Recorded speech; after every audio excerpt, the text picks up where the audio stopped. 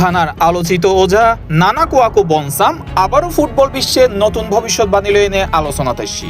England অধিনায়ক Harry কেইনরে অভিশাপ দিবের পর এবার তার দাবি কেপ ভার্দর হাসে হারিয়ে নে বিশ্বকাপত্তুন বিদায় লইব লিওনেল মেসির আর্জেন্টিনা।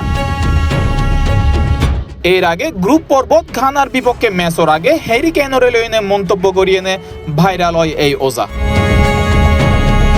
এবার আর্জেন্টিনা কেপ ভার্দর ম্যাচ লয়ে নিয়েও একই ধরনের ভবিষ্যৎবাণী জিতে আগামী 4 জুলাই মায়ামিত অনুষ্ঠিত হইব এই ম্যাচ।